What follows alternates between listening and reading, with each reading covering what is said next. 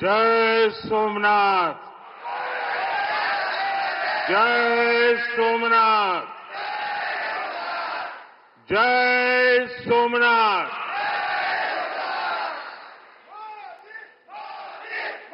गुजरात के लोकप्रिय मुख्यमंत्री श्री भूपेंद्र भाई पटेल, ऊर्जावान युवा उप मुख्यमंत्री हर्ष संघवी जी, गुजरात सरकार में मंत्री जीतूभाई वाघाणी, अर्जुन भाई मोढवाडिया, डॉक्टर प्रद्युम्न वाजा, कौशिक भाई वेकरिया, सांसद राजेश भाई, अन्य महानुभाव, देवी और सज्जनों,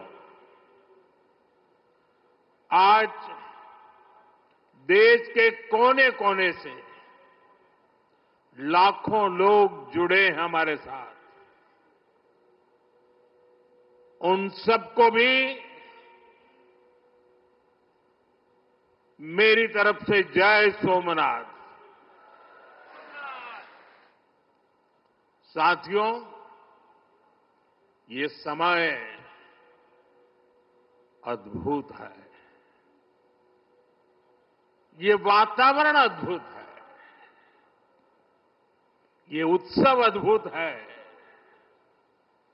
एक और स्वयं देवादिदेव महादेव,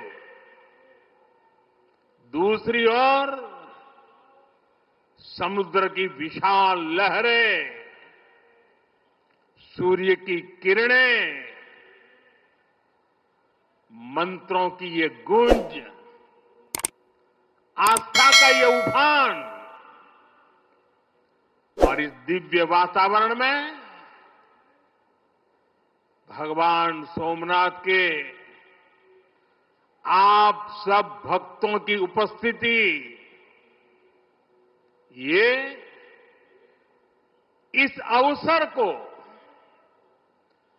दिव्य बना रही है, भव्य बना रही है। और मैं इसे अपना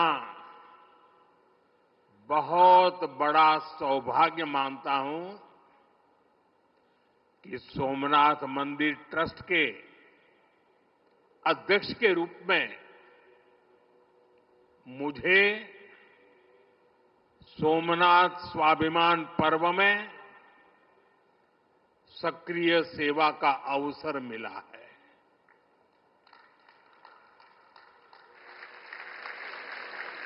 ये पीछे से कुछ और आवाज चल रही है भाई, इसे बंद किया जाए।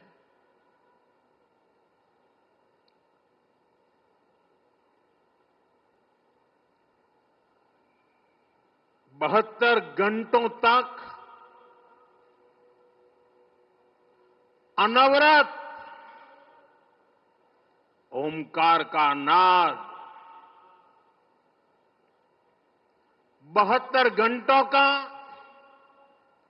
अनवरत मंत्रोच्चार। और मैंने देखा कल शाम को 1000 ड्रोन्स द्वारा वैदिक गुरुकुलों के 1000 विद्यार्थियों की उपस्थिति, सोमनाथ के 1000 वर्षों की गाथा का प्रदर्शन, और आज 108 अश्वों के साथ मंदिर तक शौर्य यात्रा,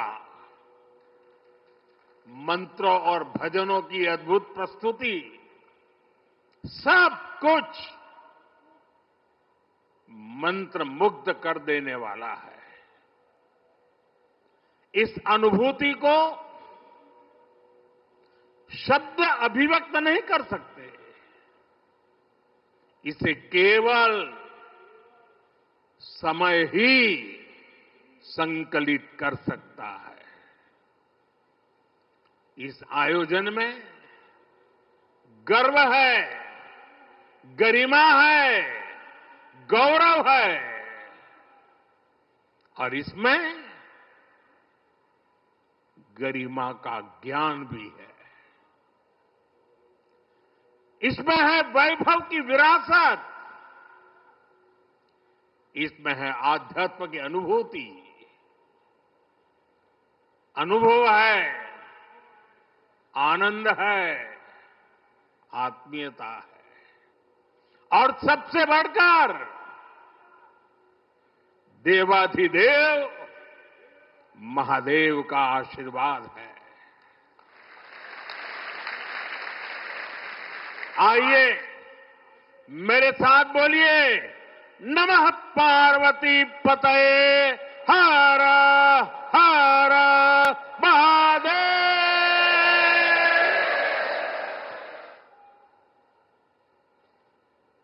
साथियों, आज जब मैं आपसे बात कर रहा हूं तो मन में बार बार ये प्रश्न आ रहा है कि ठीक 1000 साल पहले ठीक इसी जगह पर जहां आप बैठे हैं क्या माहौल रहा होगा। आप जो यहां उपस्थित हैं उनके पुरखों ने, आपके पुरखों ने, हमारे पुरखों ने जान की बाजी लगा दी थी अपनी आस्था के लिए, अपने विश्वास के लिए, अपने महादेव के लिए। उन्होंने अपना सब कुछ न्योछावर कर दिया। 1000 साल पहले तब वो आतताई सोच रहे थे कि हमें जीत लिया, लेकिन आज 1000 साल बाद भी सोमनाथ महादेव के मंदिर पर फहरा रही ध्वजा पूरी सृष्टि का आह्वान कर रही है कि हिंदुस्तान की शक्ति क्या है, उसका सामर्थ्य क्या है। प्रभास पाटन तीर की इस मिट्टी का कण कण शौर्य, पराक्रम और वीरता का साक्षी है। सोमनाथ के स्वरूप के लिए कितने ही शिव भक्तों ने, संस्कृति के उपासकों ने, संस्कृति के ध्वज धारकों ने अपने प्राणों की आहुति दी है। आज सोमनाथ स्वाभिमान पर्व पर सबसे पहले मैं हर उस वीर वीरांगना को नमन करता हूं जिसने सोमनाथ की रक्षा को, मंदिर के पुनर्निर्माण को अपना जीवन ध्येय बनाया, अपना सब कुछ देवाधिदेव महादेव को अर्पण कर दिया। भाइयों बहनों, प्रभास पाटन का एक क्षेत्र भगवान शिव का अपना क्षेत्र तो है, इसकी पवित्रता भगवान श्री कृष्ण से भी जुड़ी है। महाभारत काल में पांडवों ने भी इस तीर्थ में तपस्या की थी, इसलिए ये अवसर भारत के अनगिनत आयामों को नमन करने का भी अवसर है।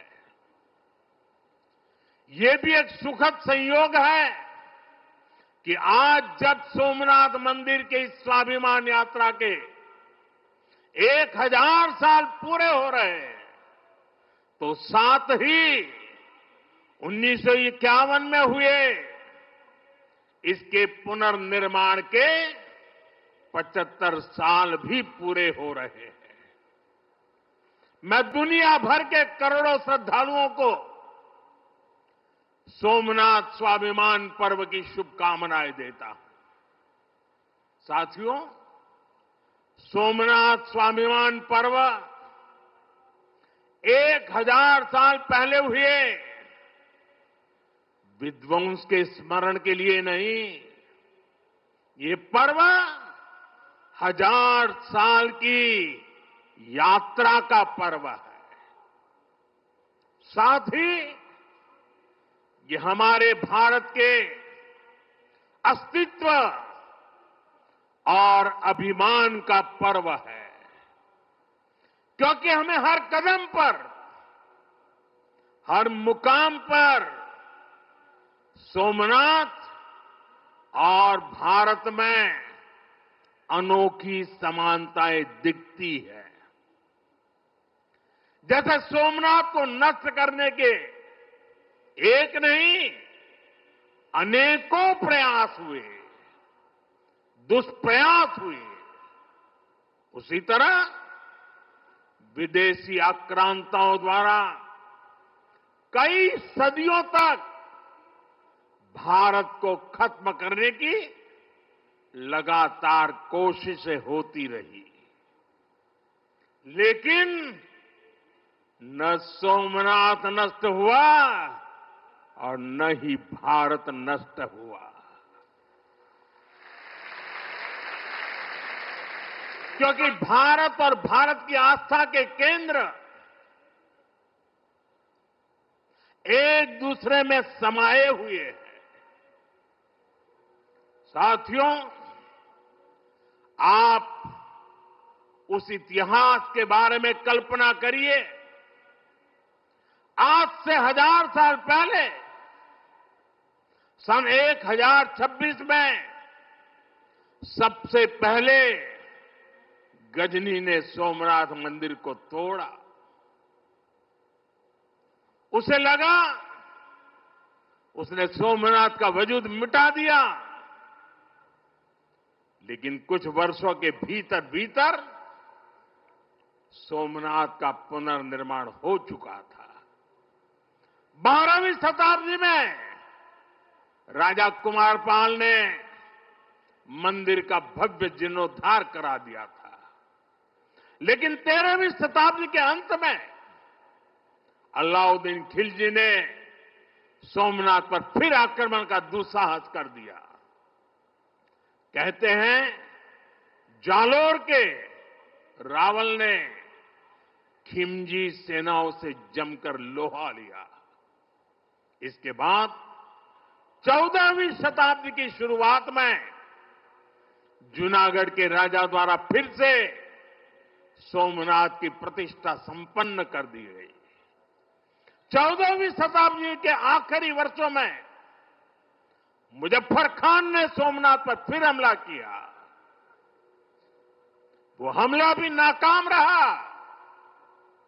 15वीं शताब्दी में सुल्तान अहमद शाह ने सोमनाथ मंदिर को दूषित करने की कोशिश की और इसी शताब्दी में उसके पोते सुल्तान महमूद बेगड़ा ने सोमनाथ पर आक्रमण कर